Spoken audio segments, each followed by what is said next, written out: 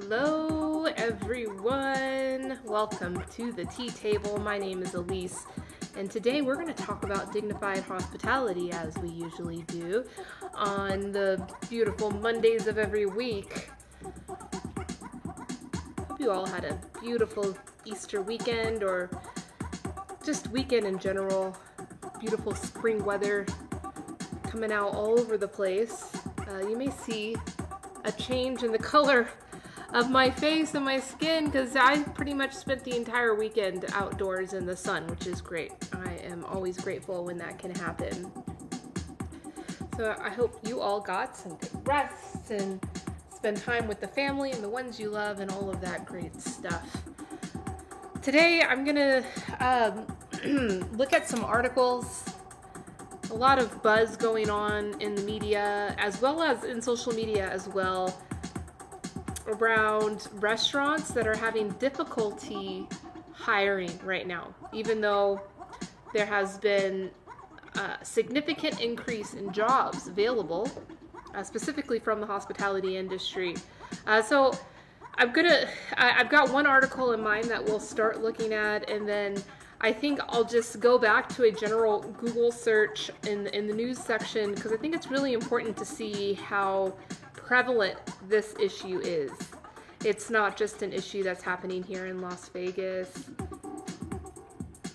Hey, how's it going, everybody? Yeah, there's jobs. Get lots of jobs right now, but no one's taking them. It's a little confusing. Maybe it's not as confusing as we may think it is. So I'm gonna drink some tea. We're gonna talk about the jobs in the hospitality industry. And of course, all under the context of how we can bring more dignity because, gosh darn it, these are the people making our food. We should be treating them with the most dignity of anybody. Listening to some wonderful... Hey, what? You're trying to open a tea shop?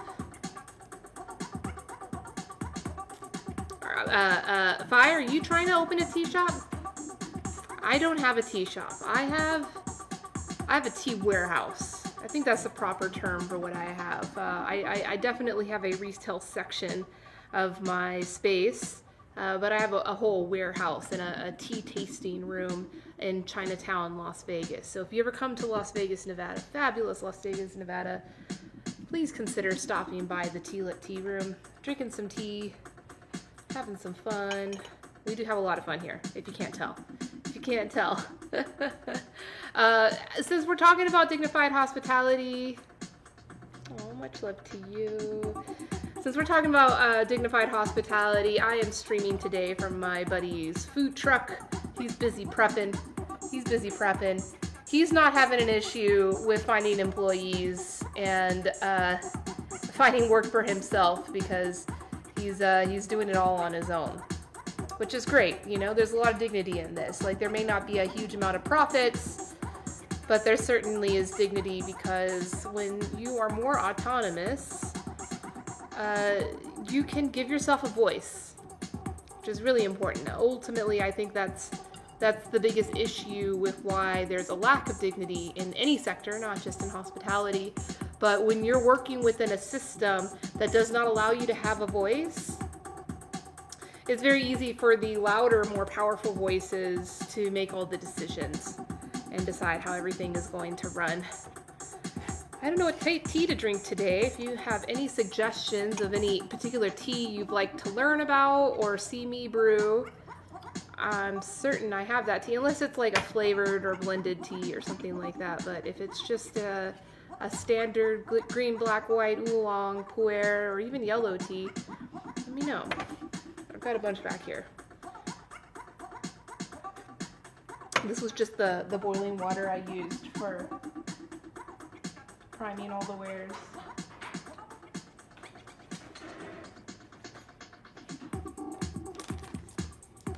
Yes, I was informing you all that the music that we are listening today, as we are listening to often on this channel. Oh, thanks for the follow, Ocean Mountain. Yeah, hey, we just hung out on Nick's channel. We just met Nick's channel. That's great. Oh, Nick, you rated. How convenient is that? And you brought Ocean Mountain over. Well, great. Thanks for doing that. It is a tea party, Mike. Yeah. Oh, you know what? Bitcoin was so excited. He heard that. He was like, I heard a ding. I heard a ding. Does that mean I get treats? Does that mean I get treats?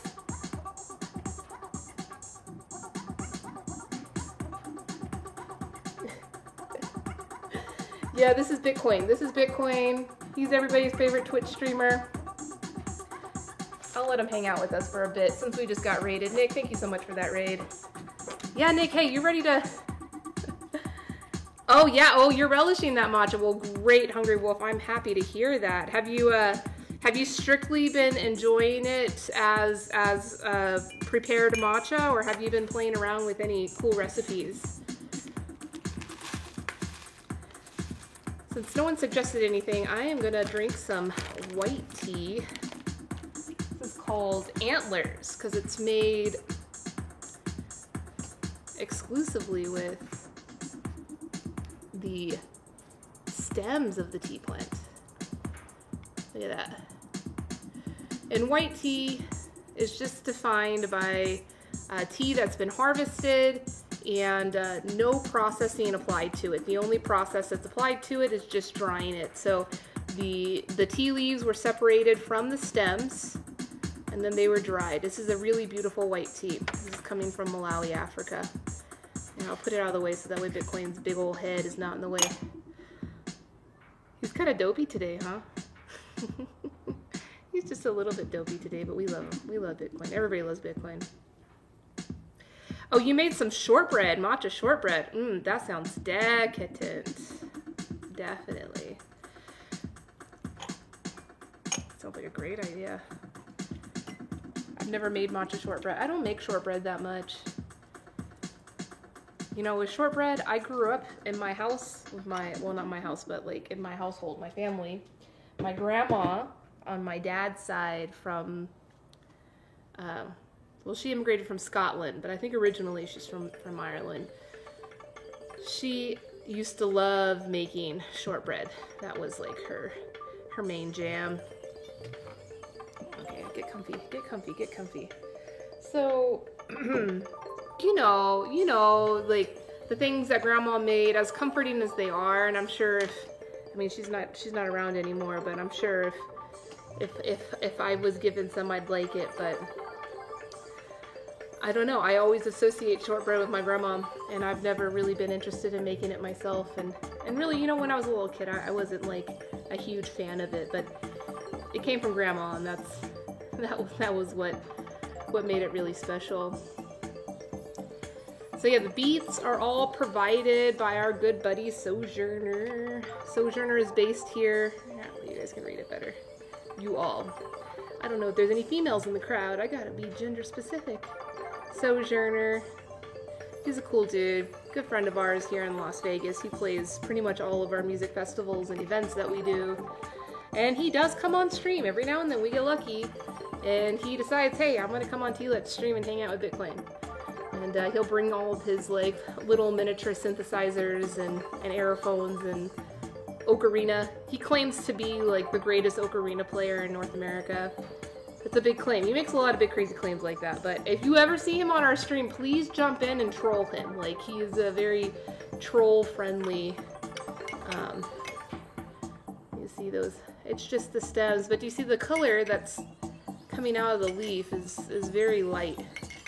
And that's usually what you'll see from a white tea. It may be slightly brown, but you'll never get like the yellow or the dark brown red color that you get from like higher oxidized oolong teas or black teas. And Bitcoin had an exciting weekend as well. He went on his first airplane ride on Friday. That was pretty fun. I told all my friends, hey, you guys investing? Because Bitcoin's about to take off. He's about to take off. But yeah, we had a relaxing weekend with my family, celebrating the holiday, eating lots of great food. We did a fish fry on Friday night. That was a lot of fun. Just frying up everything we could. Everything including the kitchen sink, right? That's what they say. Make a batter. There's a batter for that. We'll make it. Fry it up.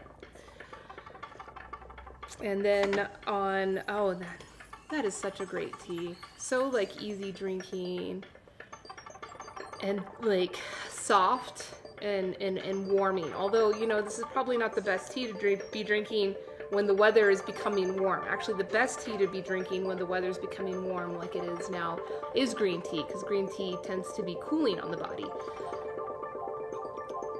But I don't care. This tea is great. I'm gonna enjoy it. I will enjoy it. Look at this guy. Who does he think he is? Just coming coming up to the tea table and taking a nap. What a cutie. Yeah, we sat in the sun by the pool. I actually jumped into the pool a couple of times. That's pretty incredible. Yeah, he's the mascot. He controls all the bits. So if at any point you want to, you know, cheer things on, Bitcoin he's in control of all the bits, and he does have treats. He goes pretty crazy for his treats, and he does his own version of ASMR, which you can activate with, I don't have the schedule of all the Bit donations up, but we'll get to that point. We'll get to that point soon. Baby steps at a time. You know, Bitcoin and we are in the tea business. We import tea and distribute tea on behalf of small family farms around the world. So we're pretty busy with the tea. But we've been hanging out on Twitch for the past year or so since the pandemic started, really enjoying our time here, enjoying the friends that we're making, enjoying the things that we're learning, and also the media that we're creating. Here, let me move this over. You guys deserve it. You all deserve it. He's such a precious baby. Hi, Cecilia. Yeah, Twitch. You can come hang out with us on Twitch. I stream 5 days a week. Mondays talking about dignified hospitality. Tuesdays we do a cool improvised live art stream. That's pretty party. It's called Get Fried, and yeah, I'll usually fry stuff on stream. So if you're interested in learning about frying and food science stuff, Tuesday is the good day to come for that. And then on Wednesday we do hospitality study group, or not, Constitution study group. So we talk about civics. You know, I don't like to say politics because it's absolutely not politics. It is civics. Our capacity for politeness. And Thursdays we do a virtual tea gathering of tea friends from all over the world in our virtual tea house in Topia. And then on Fridays, I do a segment late night called Best Life Fridays, where I will do a deep dive into a subject, usually involving a literature review. So we look at like scientific studies and really try to understand them and see, hey Dawn, how's it going? Happy day after Easter. Hope you had a great weekend with the family or with some great weather. I'm in Vegas, Cecilia. I invited you to my tea room. You should come. My tea room is actually on the verge of being back open to the public. In June, we're going to be hosting a series of upscale entertainment and retail events to include not only our tea, but also really beautiful, one-of-a-kind Chinawares. And, oh man, he's just precious. Look at his ear, like, hanging off the side of the table. And art. Of course, all of the art that the artists have been, like, my warehouse now, so I'm doing all the streaming out of the warehouse now, and on Tuesdays, some artists come in and they create a combination of oil paintings, and they do the paint spill type of painting, so the psychedelic kind of cool spreading of the paint. Yeah, I'll let you know about the events in June, but before that, you are welcome to make an appointment and come in and drink tea with us. Yeah, I'd love to have you over, Cecilia. I know last time we had chatted, you were busy with school. You had classes and such, so yeah, I'm in Vegas. I'm in Chinatown. I'm right next to Area 15, actually. Area 15 is, of course, the newest addition to Las Vegas Entertainment. Yeah, please come in. You said that you wanted to come in with some other folks so that you can take photos and videos and such, which you're totally welcome to do.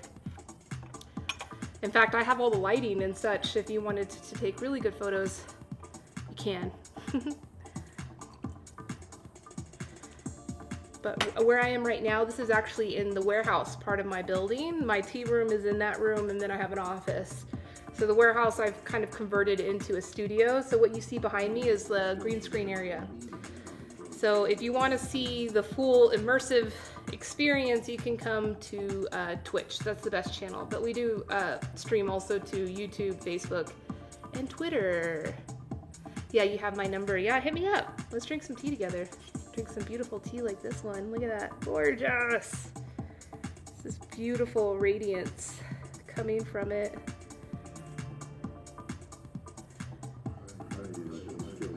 And of course, if you're on Twitch, you'd see little puppers. He's taking a little nap. He's taking a little nap. Oh, precious boy. Precious boy.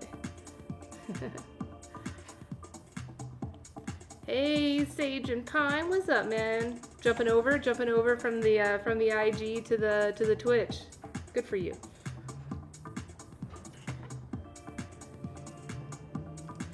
We do, yeah. So Ocean Mountain, if you're like brand new to tea and you want to just get like the beginner box, we do have something called the beginner box, and I believe from the front page of the website, like one of the first links that you can click is like start your journey, get started, and if you click that, it'll take you to that. But if you already kind of know what type of tea you like, you can browse by type or by origin. When you get to the browsing tea, you can split it up that way. And the price is more affordable when you buy it per ounce because it's a larger amount. But when you get the box, the beginner's box, like I can curate the box for you, and it comes in really beautiful collector's tins.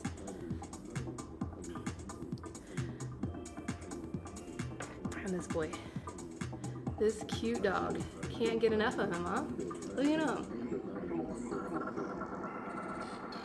Why is this dog not partner already? How is this dog not partner? Yeah, the curate box is super cool.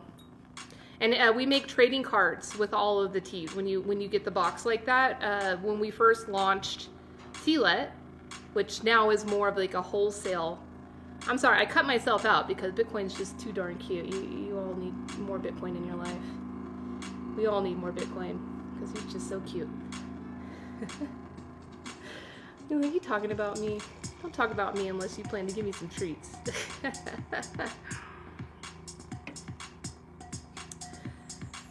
Yeah, we made these trading cards. Let's see if I have one immediately right around me. I have one just on the other side of the door. I'll be right back. I'll bring one to show you.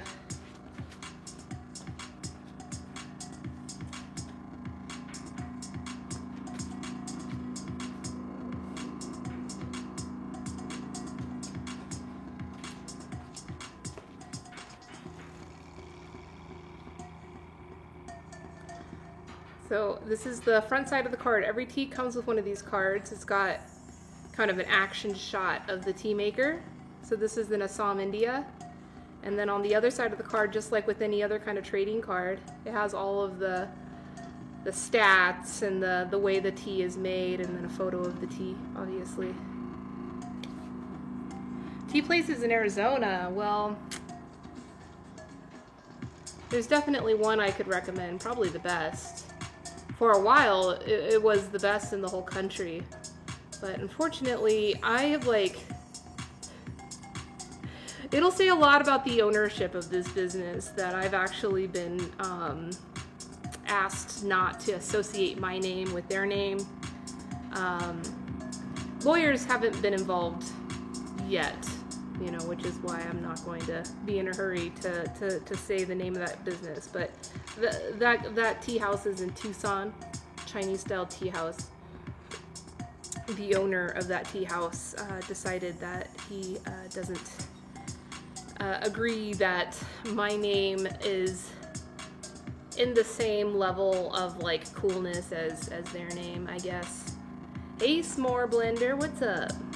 Just drinking some tea. Yeah, it's in Tucson. So yeah, there's a really good tea shop in Tucson, and yeah, it's like Tea Wars. You're right, Nick. Well, it's funny because he's an older gentleman, and like before I got into the game, and it's not even just me particularly, it's the time period. About a decade ago, the tea market here in the US really changed. Prior to that, there was no real like established like market for specialty teas, especially Chinese style teas.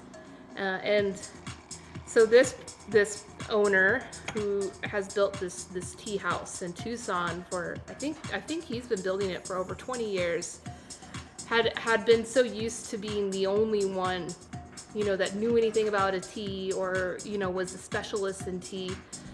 And so these new kids come in, not just me, like I'm part of a whole movement. I'm not the only one. And I don't claim to be the first one. The only like claim that I do make personally, professionally, is that I was the first one to steal the word from coffee and applied it to tea. So even that is not very cool, like, because I didn't invent the word, but the word direct trade. I was the first one to adopt that word from coffee, but it's funny that word has been so co-opted, not just by companies like mine, but just by like even Target and Walmart, that the coffee companies that originally started to use that term and create the awareness around the term of direct trade, they stopped using the term because the term is useless. When everybody can use it and everything can be direct trade, you have to think of new words. So the new thing that I'm really focused on is transparency and information. So we provide all of the teas with the full information from seed and soil to cup. And so that includes all of the people involved, all of the communities involved, all the natural resources involved.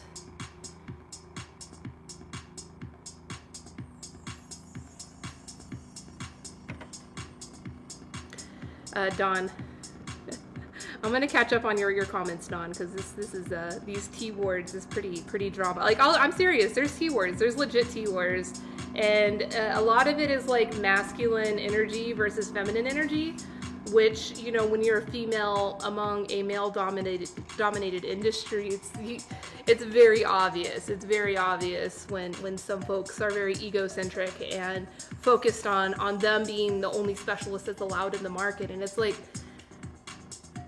tea industry is huge. If we play our cards right and introduce it right into communities, tea will be a much bigger market than coffee. It is around the world, a much bigger market than coffee. So there's no reason to try to just protect yourself. But you know, it's a factor of age and masculine energy. I think that causes that, like, kind of. Yeah, so there's an oolong specific. So in the drop-down menu, Ocean Mountain, when you see the beginner's box there's a drop-down menu, and you can choose oolong, and then I will curate a badass oolong box for you, for sure. That's a good choice. Oolong teas are legit. That's my favorite. My daily drinkers, oolong. It used to be black tea, but now I fare more on the oolong side. That's funny, Dawn. You know who else has a cool shop in Arizona? Is in Phoenix.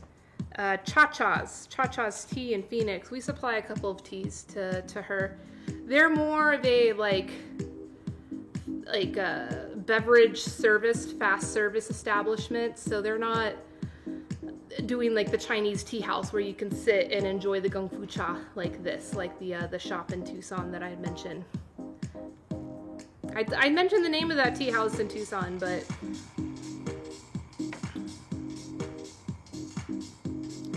I may get in legal trouble for doing that because I was sent a threatening letter to never associate myself with them again. So, but I'm more than happy to tell you that there's a good tea house in Tucson.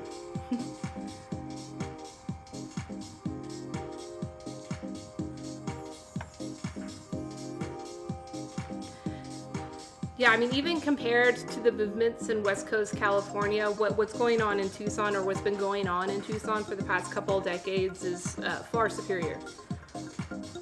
as far as like legitimacy, so like, yes, there is a very mature like tea established culture and market in places like San Francisco and Portland and Seattle, but I'll be really honest with you, like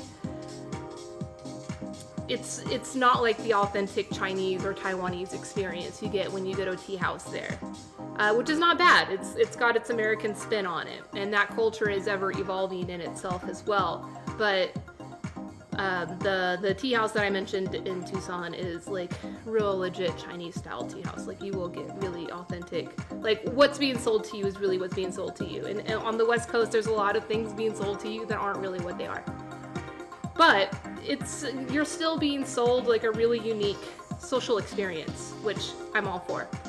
And then my final Arizona tea rack, which I am super sad I didn't put first in line, because I've been working with the owner of that shop for a really long time and she does a great job, is actually in Flagstaff. And she's got a shop called Potions Tea and Bakery.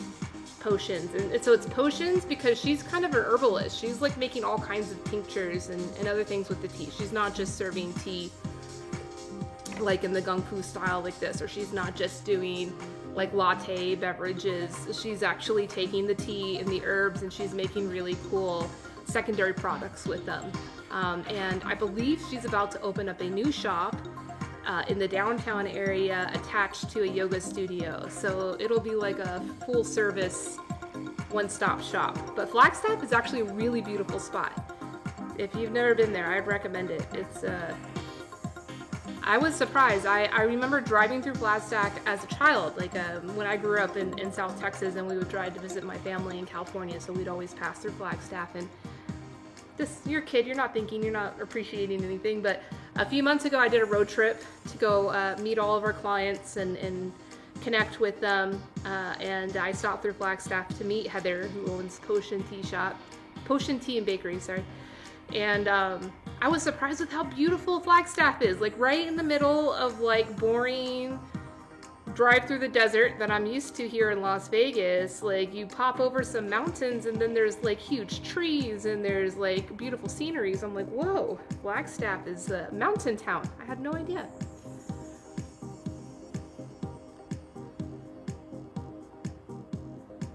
Hey, Call, what's up?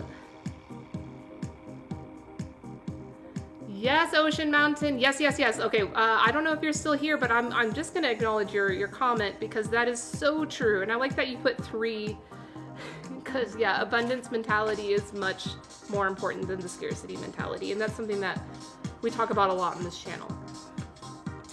Because we need to put ourselves into an abundance position, not just around tea or a business competition or whatever, but the world in general and the resources that we have available to us.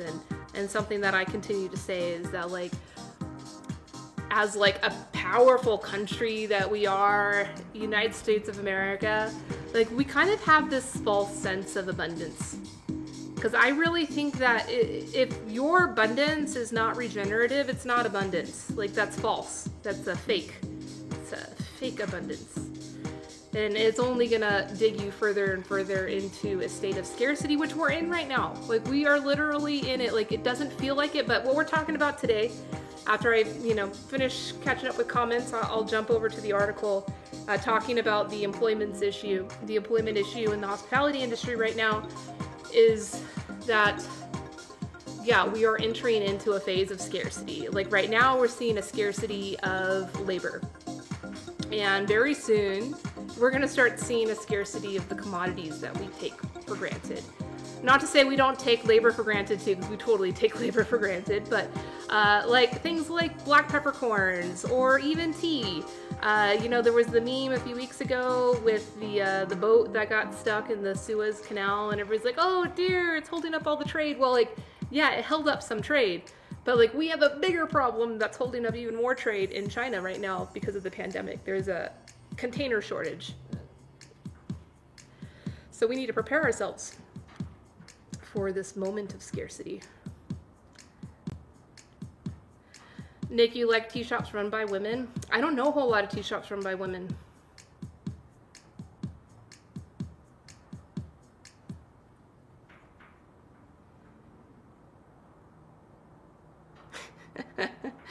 They wanted to charge you $25 for a cup of tea. Well, you know what tea shop is great in Vancouver is it is totally run by some bros, but at least one of the bros, I would say both of them are less bro-y than most bros, but a TO5, they're good friends of mine. But it's definitely got that masculine energy to it.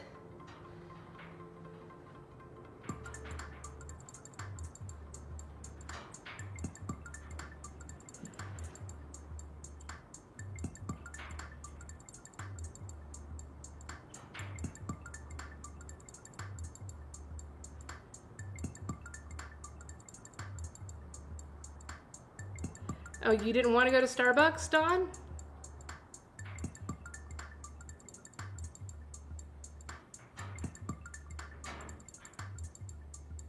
Yeah, Wisteria is a beautiful place.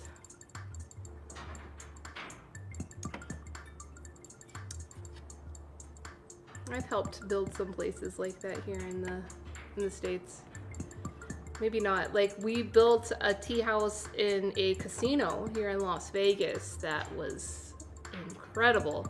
But unfortunately, the casino shut down after about a year.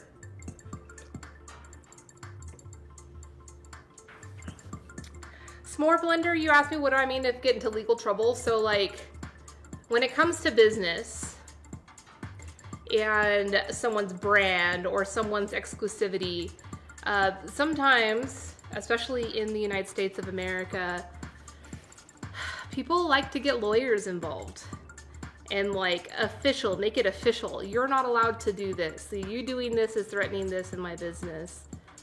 That doesn't really happen so much in other cultures. In other cultures, if they have an issue with what you're doing, they will go talk directly to you about it, or somehow the rumor mill will get to you, but like it never goes to courts. But here, for some reason, it's like everybody just runs right to their lawyer. Because I have been sent cease and desist letters before in the past over very silly things. And I never want to do that again. I never want to experience that again because I'm running a very honest, legitimate business over here that doesn't have anything to do with legal issues. Oh, Heather is a friend of yours, Dawn? Is that who you're saying? She? Heather in Flagstaff? She's a great person. Yeah, you're getting some oolong.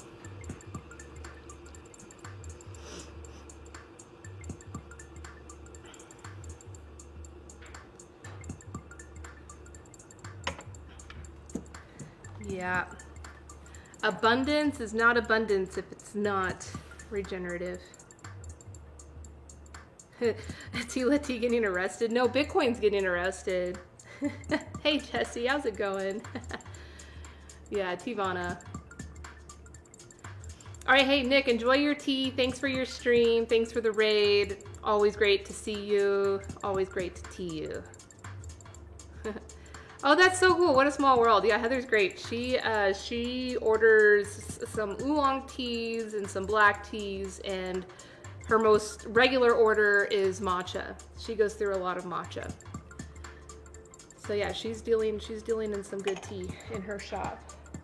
I loved it. I've only been to her shop one time when I went a few months ago, and I was really impressed with what she does with such limited space.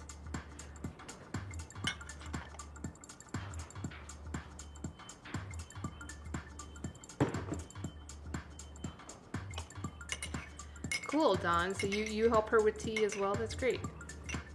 See, we can all help each other. All right, I'm all caught up on comments. I think it's time to start talking about the issues. All right, so I just did a quick search on food industry or restaurant industry in the news tab of Google. And I kid you not, like the first 2 pages is all about this problem from different cities. So I thought it'd be kind of cool to look at some of the articles, see what some of the restaurant owners are saying in these interviews regarding this issue. So this article is from CBS 47, Fox 30. That's interesting. So CBS and Fox are together. And it looks like Jacksonville, Florida. And it says, restaurant industry adds thousands of new jobs, struggles to hire. The hospitality industry, including restaurants and bars, added about 280,000 jobs in the latest jobs report. So this is just for Jacksonville, Florida. This is not federal. I think the federal number is even higher. The national number is even higher. Oh, you ordered it from her. Oh, cool. Awesome. Oh, you just, okay, I see. I see, Dawn. And that's cool.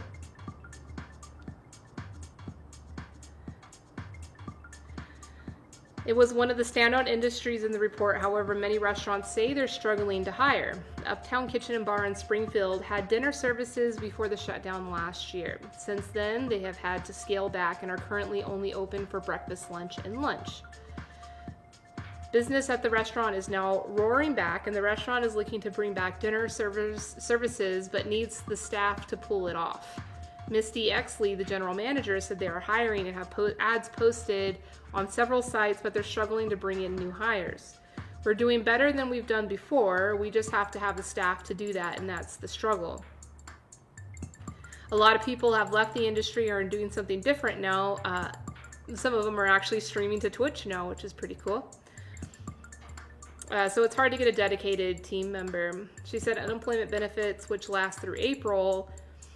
So by the end of this month, we should be seeing a big change, because that's what a lot of people are citing, is that like it's because unemployment is so favorable right now for, you know, people filing it, and all the extensions have been applied, that they'd rather take the unemployment than going back to work.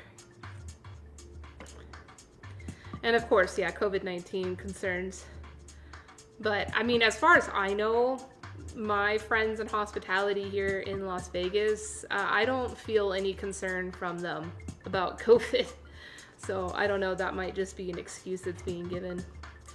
Uptown is not the only restaurant hiring, but struggling to bring in interviews.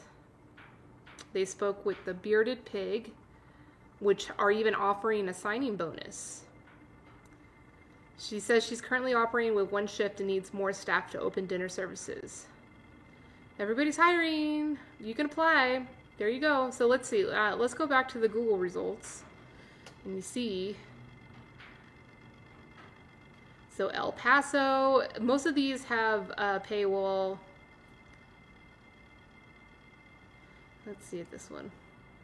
This is from 2 weeks ago. So like that was pretty much when I first started seeing this in the news. Was a few weeks ago when people started talking, and like my restaurant owner friends here in Las Vegas started talking about the difficulty they were having with getting employees to come back to work. A sign seeking job applicants hangs in the window of Anchor Inn in Harrison. It's been there for about 6 months. That sign has garnered only 2 applicants, owner Joe Kolek said Thursday. Everybody's got help wanted signs, Kolek said. I think everybody is in the same boat trying to get employees. So it's an employee market right now. You've got your choices. I mean, either people are on unemployment and just enjoying that time off, or they have gone to other fields, have gone to other careers, and that's related to the topic of these Monday streams of Dignified Hospitality. Oh, how rude of me. I've cut Bitcoin out from your viewing. Here we go. This is better. That's so cute. He's up here. I think he likes the warmth from the lights. I think that's what he's like just digging right now. He's totally napping hard. Let me zoom this in.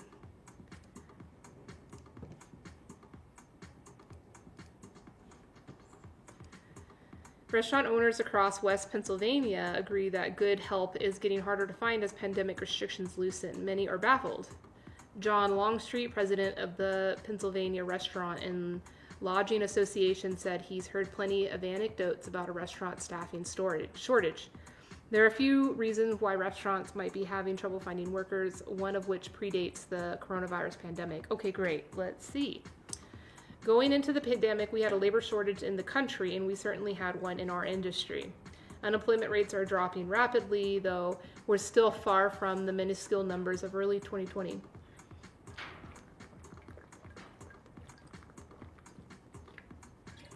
Oh, Eric. Yeah. Well, Eric, take a nap. Shine some lights on you, like if you're like a chicken egg that's being incubated, take a nice nap. You'll wake up all rejuvenated. Expanded unemployment benefits are still in effect, which Longstreet suspects might make some people hesitant to return to work. He said there's not yet concrete data to measure the problem. Finally, the tumultuous cycle of restaurant shutdowns and reopenings may have left would-be workers wary about taking a job with an uncertain future. That's true. That's a very good point. The shutdowns of our industry in Pennsylvania have been so unpredictable. With such short notice, the employees don't know what to expect. During the pandemic, Kolick lost 6 or 7 employees. Some of them quit. Others chose not to return to work after being laid off. When they get laid off, you can't make somebody come back under COVID conditions. The issue is hindering by extra money going to those collecting unemployment. It's kind of hard if people are getting more on unemployment. You have to blame the game, not the player. Yeah, blame the game, always. Sam's Tavern in the Wall is facing similar problems. Head chef Nick Bensel? Yeah, Bensel. I don't know why I had such trouble with that name. Pretty simple. Bensel said the Aspen Wall restaurant is looking to hire new workers, particularly for nights. Bensel said ownership is posting jobs on websites including Indeed and Facebook, while also hanging signs outside the restaurant. I don't know what's going on, he said. I don't know if it's just pertaining to the culinary industry or if other industries are also experiencing this.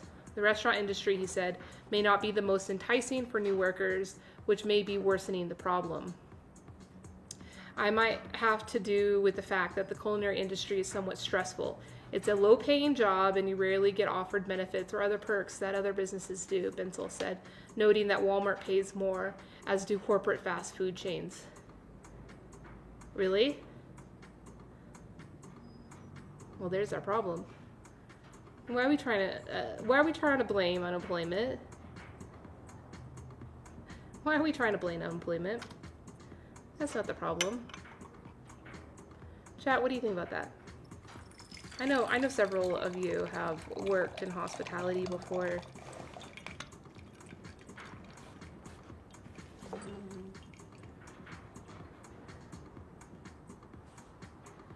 Yeah, I think he's just tired from the big weekend we had. He went on an airplane ride. He sat by the pool all day. He ate a bunch of like ham and fried food and other treats. He got to hang out with his 2 favorite dog friends. Yeah, no wonder he's tired.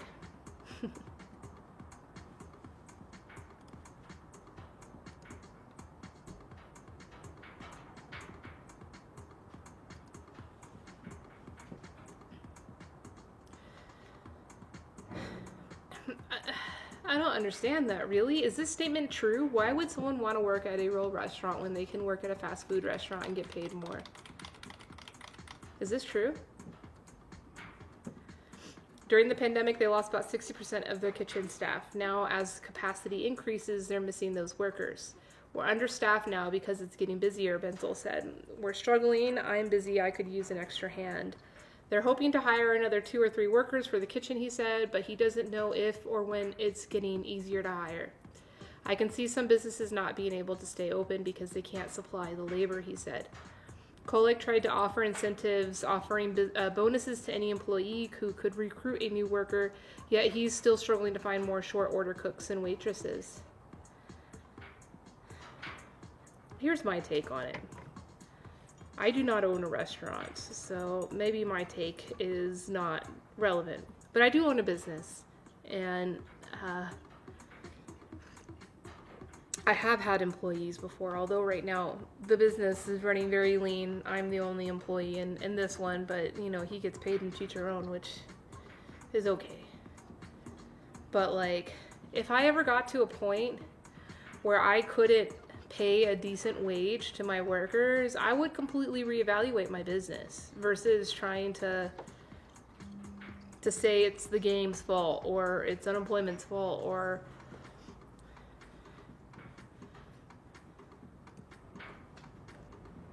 oh, thank you, Jeffrey, for your input. You actually have valid, relevant input. You say, before COVID, our restaurant addressed the upcoming price changes to the menu, $1 to $3 increases in items. They chalked it up to us as employees getting an eventual $12 an hour within a few years of minimum wage. They didn't say directly it was our fault, but the implication was there.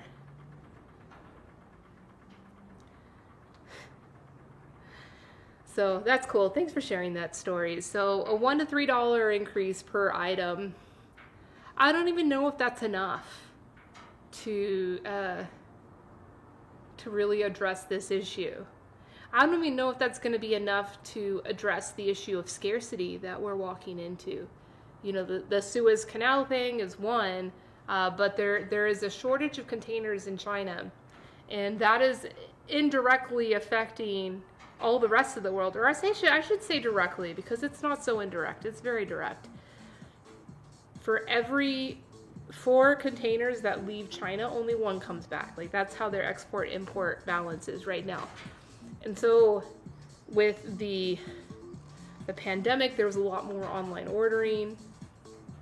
So there was a bigger demand for exports out of China, you know, in those containers.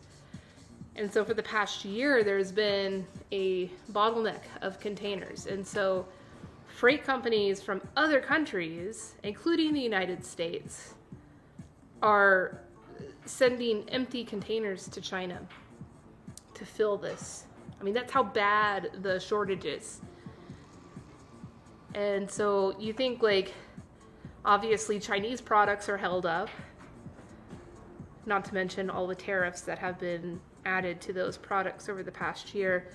But then, you know, if Japan's having a container shortage and sending all their containers to China, then we have that issue. If Thailand is sending their containers to China, you know, all the products that we're used to consistently receiving from Thailand are also going to become scarce. And so what happens when a commodity becomes scarce in the industry, it's a simple supply and demand equation where the price will go up, you know, when there's scarcity. So I think even companies like Cisco, which, you know, I just use the word Cisco. I'm not promoting that company in any fashion, but just using that as like a, hey Ariel, good to see you. Thanks for joining the stream today. We're talking about the employment issues in the hospitality industry right now. Even a big company like Cisco, which is like the general restaurant industry, supply chain business, even a company like that is going to start increasing their prices to address this scarcity issue. And it's not going to all happen like at once. Like, oh, the whole catalog is 3 times more than what it usually is. Like, I think it'll hit different products at different times. But hi, Rebecca, good to see you. Much love to you. Lots of love. So much love. Happy Easter. Happy first flush. Hope you're enjoying lots of beautiful tea, Rebecca. I'm sure you are. You are very lucky. Cheers.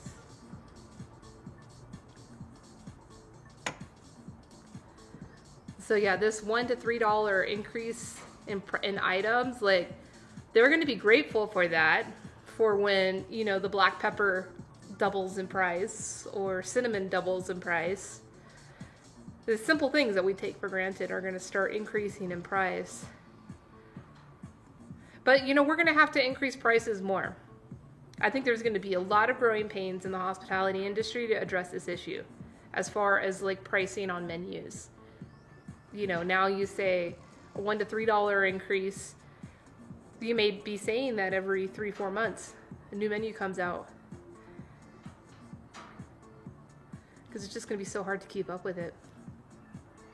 And then you all will never see that $12 an hour. Well, unless the government mandates it, which, would be interesting. It's going to be really interesting to see if the government does move forward on that and really put that into stone, which is like kind of scary. Yeah. The lack of workers is even more concerning as restaurants start to see more customers and capacity allowances bumping up to 75% on Easter. Customers, he said, will have to be patient as restaurants work with limited staff. Everybody's going to have to understand that things have changed since COVID and we don't have the employees. The turnover time for customers might be a little slower than it used to be. That's great. So this is going to enter a market opportunity for tableside clown service. That's what I've always wanted to see in restaurants. Some restaurants, like, they have like tableside magicians, or I vote for tableside clowns.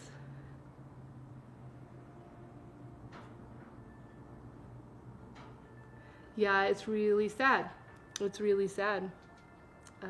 Ariana, you're so true. Outwoken Tea on Instagram says, it seems like everything increases, but wages or the cost of living continues to go up, but overall the average income doesn't. It's so true.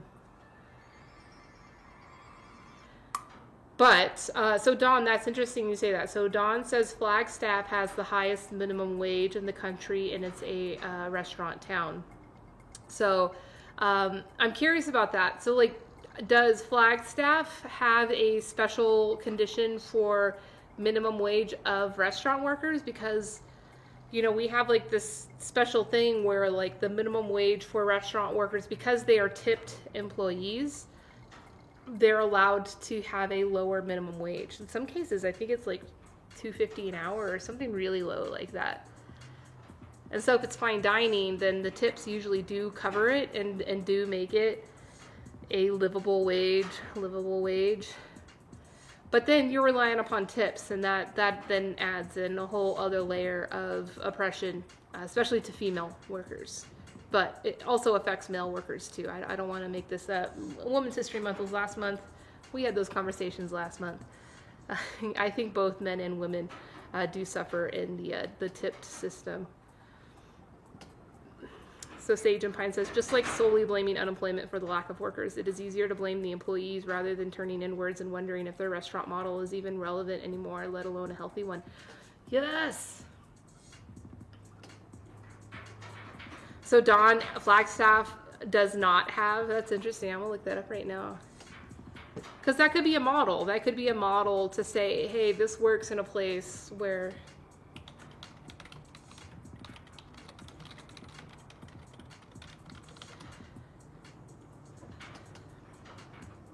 it says the local law that voters approved in both 2016 and 2018 will allow the minimum wage in Flagstaff to $15 an hour for most employees on Jan 1st. For tipped employees, the hourly wage will increase to $12 an hour.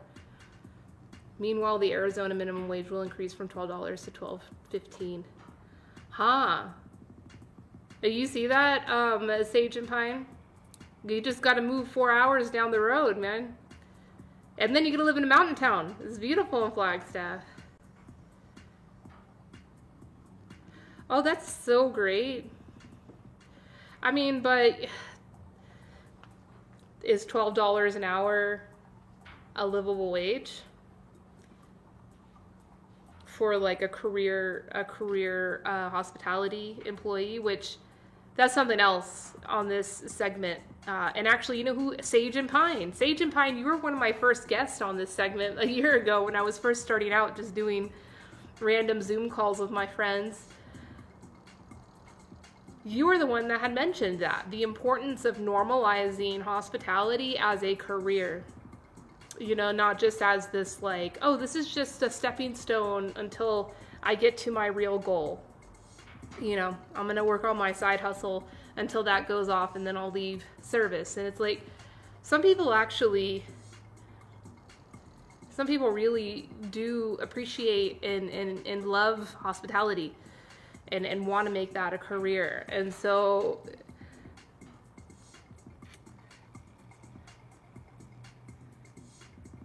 But it's going up again. Wow. Very progressive city. Awesome. That's good to hear. That is very good to hear because, yeah, you don't hear the same story from the rest of Arizona.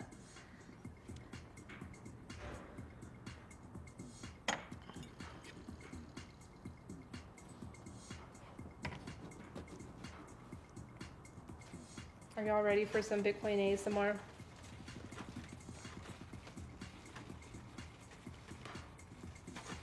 He's ready. Bitcoin's always ready. What? You getting prepped? You were in a good position, Bitcoin. You were in a very good position. So just for reference.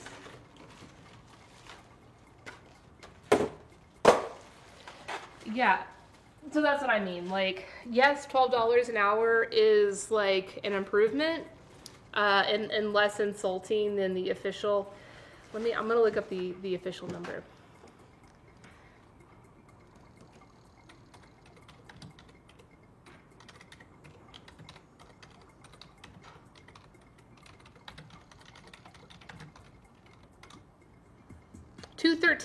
$2.13 an hour. That is the official, like, national, you know, it's probably higher in other places, but the federal minimum wage for tipped employees is $2.13. So, like, $12 an hour coming from the business is much less insulting than $2.13 an hour. But even $12 an hour for a career, you know, hospitality employee, I don't know if that's where the tips, you know, would need to come in. But we need even better systems. So yeah, I'm sure it'll continue to go up, and the industry will continue to.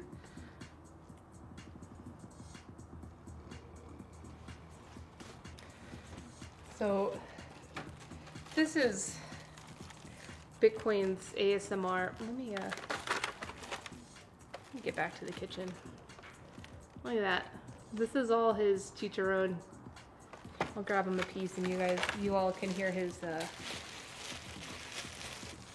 you can hear his ASMR because it's just delightful. It's just delightful.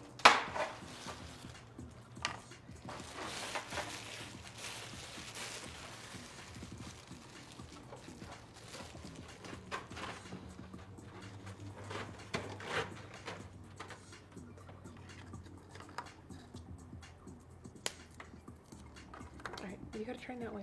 You gotta turn it. You gotta turn. You gotta turn, boy. Turn. Sit nice.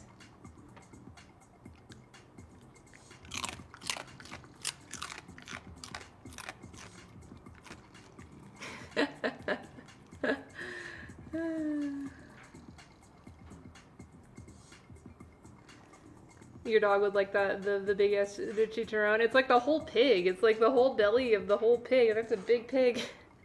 Someone said I should hang it like the disco ball, you know, so it can be like Bitcoin's disco ball. Sage and Pine says, oh man, yeah, I feel that way still, just not for myself. Coming back to hospitality, I found a different world, probably both with myself, but also so much anger, negativity, and stress that may just getting through a day the only goal. The money is good because of where I am, but the money is still all that keeps me there now. I'm working towards new goals and moving out of the industry. Well, Sage and Pine, congratulations. You got to do you. You've got to be authentic.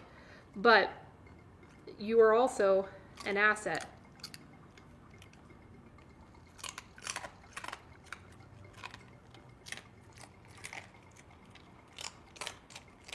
You are also an incredible asset. Not just to, well, I mean, to the industry and to the art and to the craft. You know, Sage and Pine, we've worked on some cocktail collaborations with tea. That's how we met. Go follow his channel, by the way.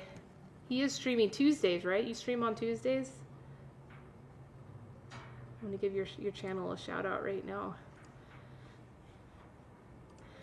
But he is really into art and technology and zines. I actually learned about the term zines from Sage and Pine.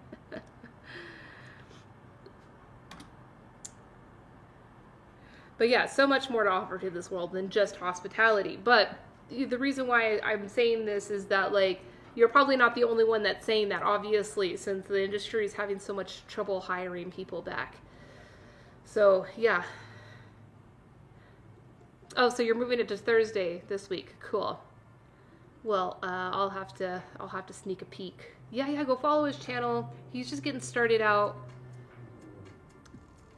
And yeah, if you're wanting to learn about NFTs, which we did a great tutorial last week on April Fool's, which ended up being a very useful tutorial, even though it was a troll, it was a joke, but you know, comparing NFTs and cryptocurrency and just crypto networks and blockchains to mycelium networks. I thought that was a very clever way to describe NFTs to the world. Non-fungicide. Oh.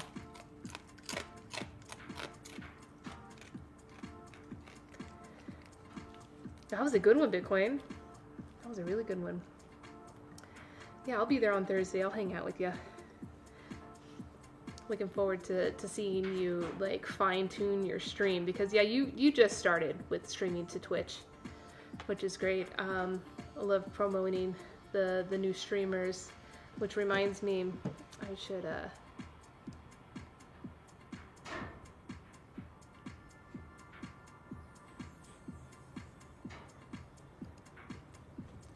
shout out our raider from earlier, who is also new to streaming.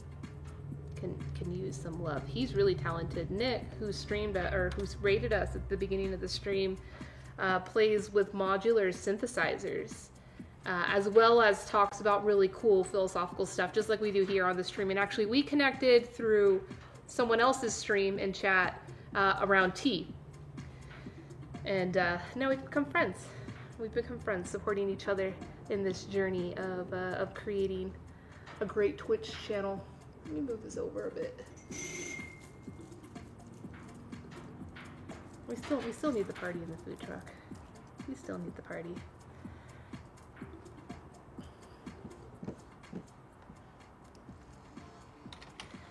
So yeah, this is it, you know, like, it's growing pains. And people are going to complain, the business owners are going to complain, the politicians are going to complain, and they are going to blame it on the unemployment, or they're going to blame it on these problems. But ultimately, we really have to see that these are all issues that have been going on since before the pandemic. And I don't even think we really have to talk about it much. We just have to act. And by acting, you know, that's just us following our own path. Just as Sage and Pine explained his own efforts of finding his own path.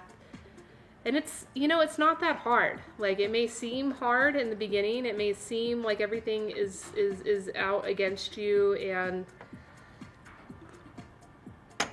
it's too difficult to do everything, but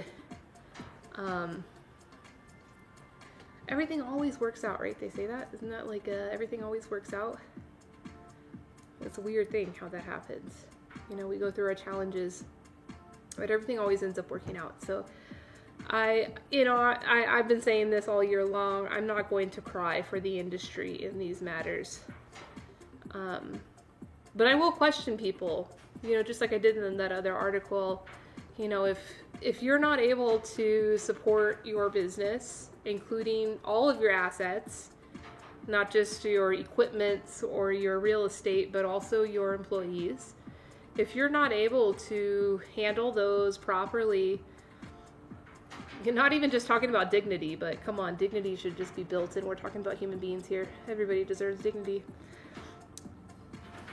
But even just standard, the system's going to implode. It's happening right now.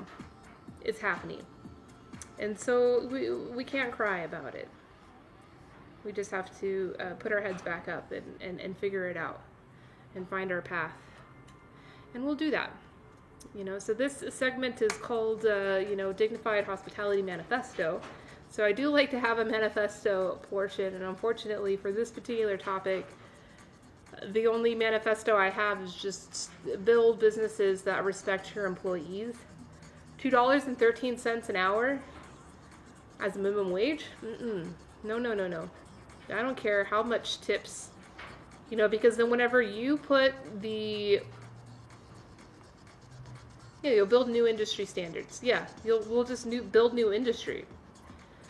And that new industry standard may involve $300 a person for a night out as a consumer. And so as consumers, we also have to be ready to go with that flow too. And find our authentic path in that, which will probably involve us like learning how to cook at home and take care of ourselves. So for those scarce and luxurious situations where we go out and have somebody else serve us, we will respect it and honor it properly. Yeah, and business owners should not be putting the burden of payment of their human resources on the consumer, on their consumer. That would be like if I had if I paid the tea farmers, I guess this is how it happens in the commodity market, but if I paid the tea farmers half the price of what they asked for on the tea, and then at checkout on my website it's oh, buy the tea for this much, and then there's a button underneath that's oh, you want to tip the farmer? Your choice. Tip how much you want.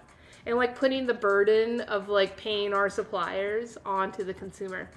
It's silly. You would never see that in a retail environment, but for some reason in hospitality, we've allowed that to be there. And as we've spoken several times before during this series, there's a whole list of negative consequences that come from that. But today what we're talking about is that employees aren't going back to work. And that's kind of cool. It's kind of cool. It's a pain, but it's part of that necessary pain that we need to go through as we evolve to these new standards. So yeah, that's it. Bitcoin one for the road.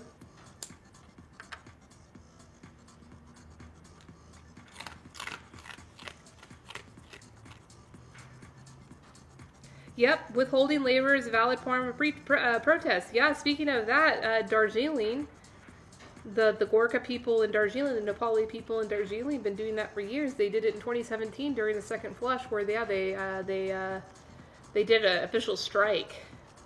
I mean, what's interesting here is that there's not any kind of organization going on. It's just happening, because the pandemic has really outside of unemployment, because I don't know, I think I've met one person who was just strictly on unemployment this whole year, not pursuing anything else. Everybody else is on some kind of combination of unemployment, or they've completely gone into new careers, or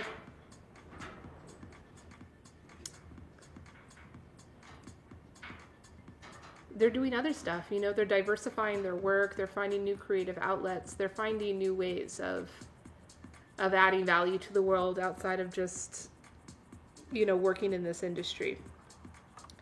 But yeah, most protests are organized. There's organized strikes, and it's yeah, we're going to take this industry by hostage and show them really who's in control. But yeah, this is happening with no organization. Could you imagine if there was organization?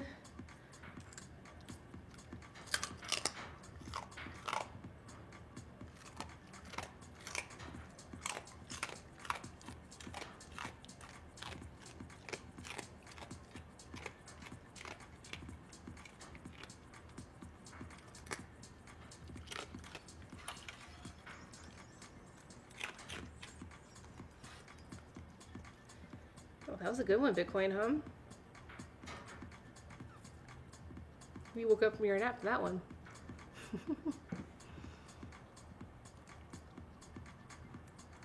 He's perfect.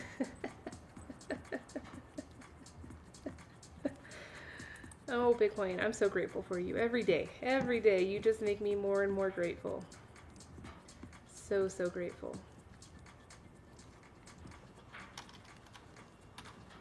Well, Jeffrey, hey, thanks for hanging out today. It was good to see you and catch up with you.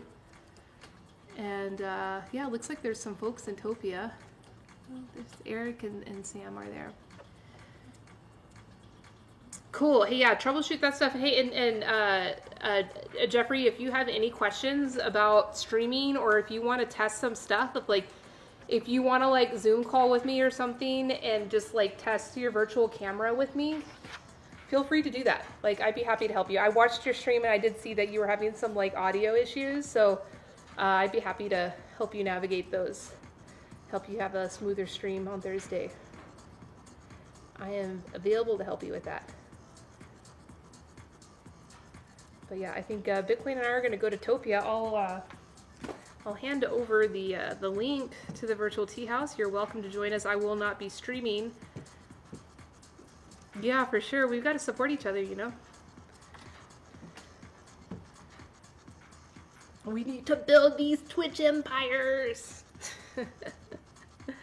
So yeah, this is the link. If hey, Grandmaster Ong, what's up? What's up? What's up? What's up? Good to see you. Much love. I'm streaming from my friend's food truck. Oh, he's taking a break right now. He's taking a break. But yeah, we were just talking about the shortage of employees in the restaurant industry. Cool emote. I like that. Is that like a... Yeah, I'm in a food truck. Because a food truck doesn't have a problem with employees. Because the food truck is the employee. Like, everything is the food truck. No, but like, I was just looking at Google's search of news articles for this week for the restaurant industry, and it's all about how all the restaurants are opening back up because all the states are starting to open back up, and all the restaurant owners are having such a hard time finding employees for their restaurants. And so we kind of like talked about what some of the issues could be, and it's kind of fucked up that in all these articles, the restaurant owners are blaming unemployment, like the extended unemployment benefits, for the reason why people aren't going back to work. But this is a deeper issue. The federal, nationwide minimum wage for restaurant workers, or tipped workers more specifically, is $2.13 an hour. Now, Special Places, we've come to learn, we had a viewer in from Flagstaff who educated us that Flagstaff City has voted to increase that wage to $12 an hour, which is okay, but what's happened consequently is that a lot of restaurants have stopped tipping their employees. Like, they've stopped encouraging tipping in the restaurants. So, $12 an hour without tips, it's sad to think. So $2.13 an hour plus tips is more than $12 an hour. It's crazy. Yeah, it's crazy. So we have a friend from Las Vegas Hospitality that's been hanging out today, and he was kind of comparing this to like a strike. It's like a protest. The workers not going back to work. But it's interesting because it's not an organized one. It's not like all of the chefs and the food servers and the dishwashers in the country are all like communicating in forums together and saying, hey, let's grab this industry and take control of it. It's just like kind of a natural protest that's happening, which means like that's an even more powerful protest. Like if a protest can happen without any kind of centralized organization, wow, that's real. Like, we got to stop freaking saying, oh, we got to blame the game, not the player. Because that's what, like, all these articles that we read kind of looked into. Like, all the restaurant owners were, like, blaming the system versus... It's like, no, yeah, your restaurant, your business model is a part of that system. So, yeah, it is a system, but your business included.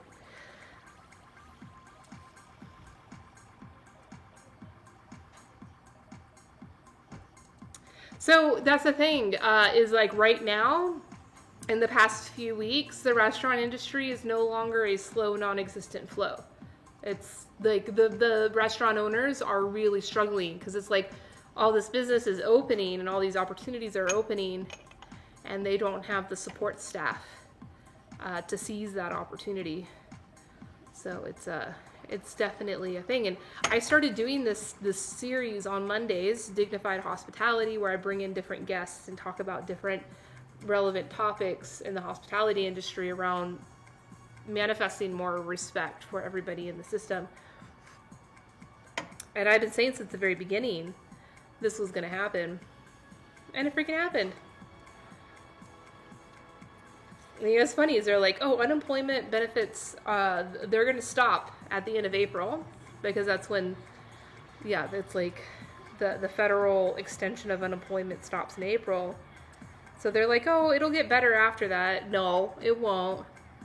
Because, so yeah, people have figured this shit out, man. Like, I don't know hardly anybody who's been unemployed and, like, solely on unemployment this whole time. I don't know hardly anybody. Like, I do know a few people that are still receiving their unemployment benefits, but they're also working a whole bunch of other hustles, including food and drink on Twitch. Like, there are so many, like, out-of-work chefs that are now doing streaming, which is great, you know? And, like, after a year, they have solid followings, they're making money, and it's like, yeah, maybe I don't have to go back to that crazy environment. Like, even the chefs that are making good money, like, it's stressful to hell.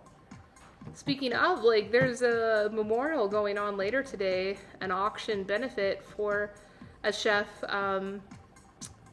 that suddenly passed away a few weeks ago. Young guy in a very stressful work environment. You know, nothing's been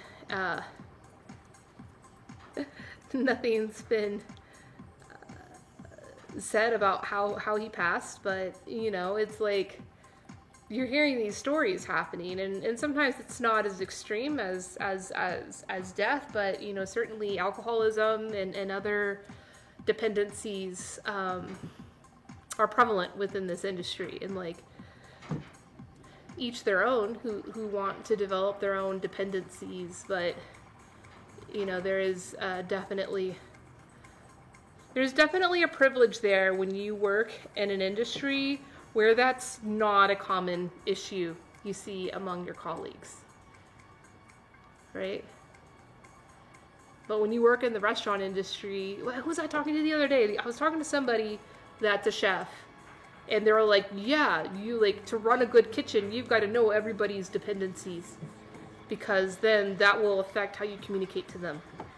So, like, that guy is an alcoholic, that guy is a cokehead, that guy has to go out and smoke a bowl every few hours. These folks over here are super sexualized. I was like, really? Like, there's, you feel like what you just said to me, like, that's dignified? It's like, I know people are free to have their dependencies. People are free to be who they're gonna be. But, like, for that to be, like, the culture and the vibe is pretty alarming. But I'm gonna be heading out. I did a short stream tonight. Be doing a much longer stream tomorrow. Tuesday nights is our improvised live art. Get fried. I fry everything. We're going to be doing a fish fry, actually. Jason, one of the artists that comes in and does some pretty cool psychedelic pour paint stuff, he's been doing a lot of fishing lately. He's like, yeah, I'm catching all these fish. We'll fry them up on Tuesday. So, come back tomorrow night. We'll be vibing, we'll be partying. Hopefully I'll have some guests in the studio. And yeah, we'll be frying up some food. But I'm going to be heading over to Topia. I'll put the link again if you all want to join. I'm going to stop streaming. I don't stream Topia on Monday nights. It's a more intimate, private gathering. Bye, Dawn. Thanks for hanging out. And so cool that we're both friends with Heather. That's great. Awesome. Makes me so happy. Makes me so happy. I love this small, beautiful tea community. Who to raid?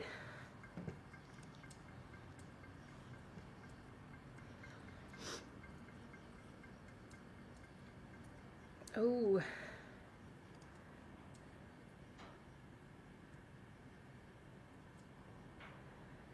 Should we go raid? I'm gonna take you all to some gorgeous music. This is actually probably my favorite music streamer, and he stopped streaming in mid-December, and I was so sad. So sad. But he just came back last week, so we should go raid his channel, say what's up, jam out with him, tell him T-raid, and if you got them emotes, share them.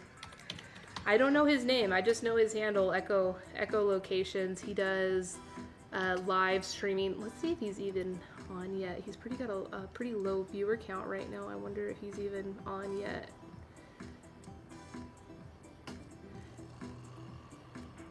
I'd hate to drop us into a stream starting soon overlay. Oh no, he should be going. Oh, he's just starting. He's just starting. This will be a cool time.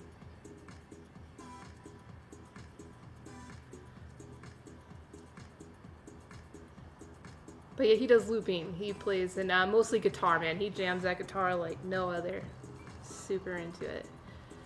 But yeah, he's been offline for a couple of months, and it's been sad, but he's back now. So let's go give Echo some love. But yeah, he's in the groove. He's in the groove. His community's pretty fun too. They're nice peeps, nice folks. Go send him a little mini raid and enjoy the music. And if you'd like, please come to the Topia Tea House. I'd love to hang out with you. And I'll see you all tomorrow. Much love.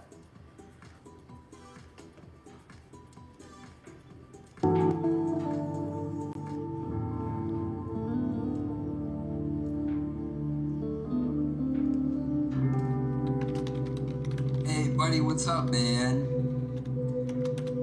Hey, Tila T, thank you so much for the raid.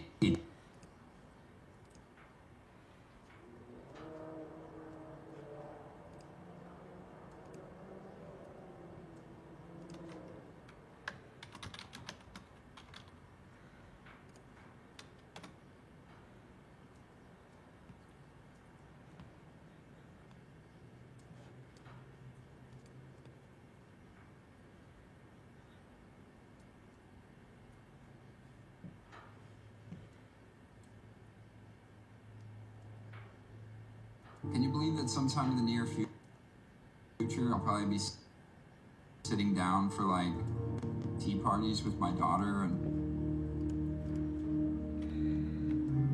make believe? I wonder if she'll be one of those kind of girls where it's like, Dad, let's do the tea party thing. And I'll have to like put my little pinky in the air and drink from a little tiny cup.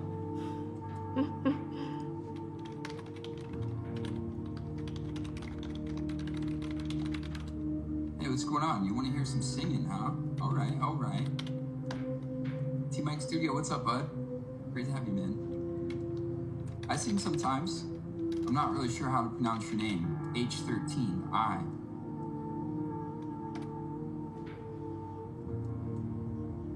I think I could sing for you.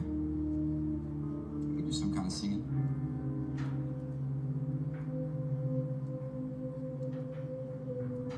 Echo Tea Party stream, you know it. Oh, it's gonna happen. She's growing up quick, you guys. It's insane.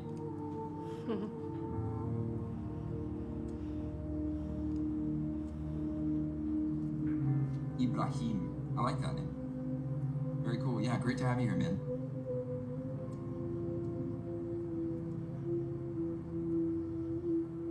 Hey, Gresh, what's up? Yeah, I feel like it's been a while since I've seen you, dude. How you hanging in there?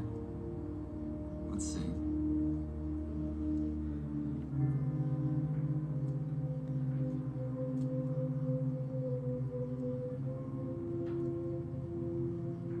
Let's see what song I could sing.